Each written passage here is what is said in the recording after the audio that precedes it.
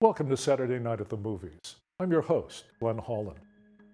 Tonight's movie is the 1950 black comedy film noir takedown of Hollywood, Sunset Boulevard. Released by Paramount, it was produced and co-written by Charles Brackett and directed and co-written by his longtime collaborator, Billy Wilder. Sunset Boulevard stars Gloria Swanson, William Holden, Eric von Stroheim, and Nancy Olson, with Fred Clark, Lloyd Gow, Jack Webb, and several cameos featuring former stars of the silent era. The film begins with a narrator speaking over scenes of police cars driving through a wealthy neighborhood in the early morning sun. Yes, this is Sunset Boulevard, Los Angeles, California, he explains. It's about 5 o'clock in the morning. That's the homicide squad, complete with detectives and newspapermen. The cars stop outside a mansion where police are already fishing the dead body of a man out of the sunken swimming pool. The narrator, a screenwriter named Joe Gillis, says the death will soon be all over the news because an old-time movie star was involved. He tells the story in flashback, going back 6 months to when he was out of money, in debt, and in danger of having his car repossessed. He goes to see a contact at Paramount Studios, a producer named Sheldrake, to pitch a baseball story. But Sheldrake's script reader, Betty Schaefer, unaware Joe is there, says she thinks the script is flat and trite, so Sheldrake passes on it. Joe then tracks down his agent, Marino, at a golf course, but Marino has no prospects for him and refuses to loan him any money. Driving back to his apartment and considering his prospects, Joe was spotted and chased by two men from the finance company. To evade them, Joe turns into the driveway of what appears to be a long-abandoned mansion on Sunset Boulevard and hides his car in the garage. When he explores the neglected property, a voice calls him from the house, and a liveried butler takes him up to the bedroom of an older woman who has mistaken him for an undertaker. He recognizes her as silent motion picture star Norma Desmond, who has not made a movie since the introduction of talkies. Provoked, she rants about the crassness of the modern film industry.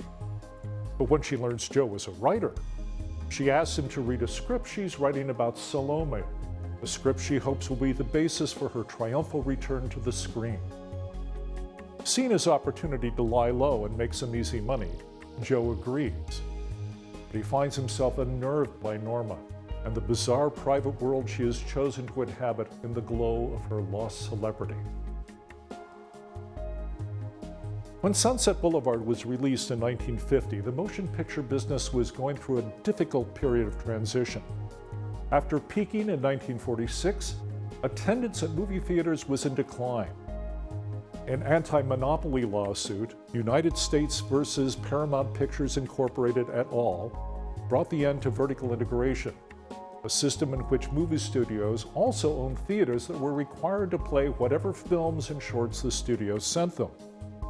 Fears of communist influence in Hollywood led to congressional investigation and the blacklisting of major writers, actors, and directors.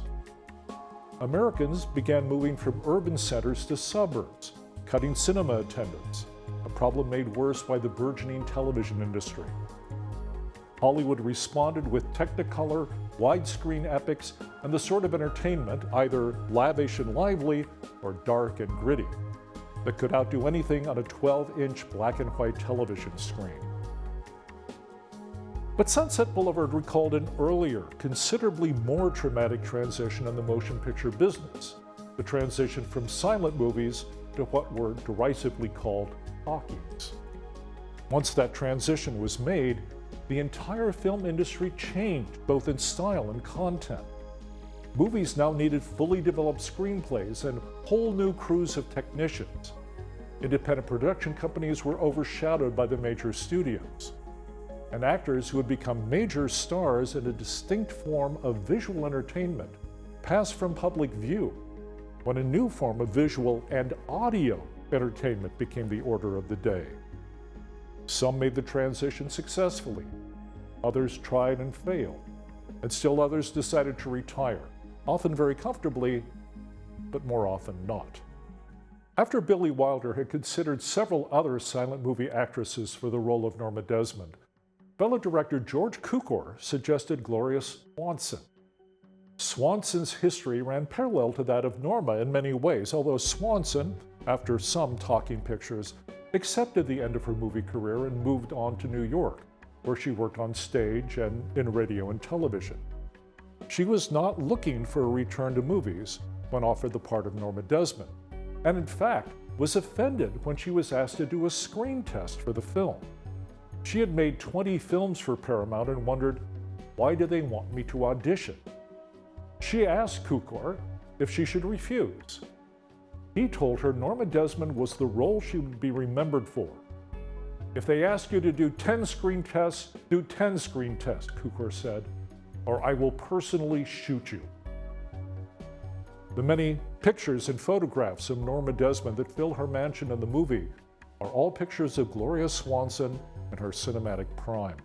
Another connection to Swanson's glory days in Hollywood was Erich von Stroheim, who plays her butler and ex-husband Max von Mayerling. Born in Vienna in 1885, von Stroheim began work in Hollywood as a stuntman and actor before becoming a screenwriter and director. He became known for lavish, expensive productions that tried the stamina of both his actors and his financial backers. His greatest film was 1924's Greed, based on Frank Norris's novel McTeague, that clocked in at 8 hours in its initial cut.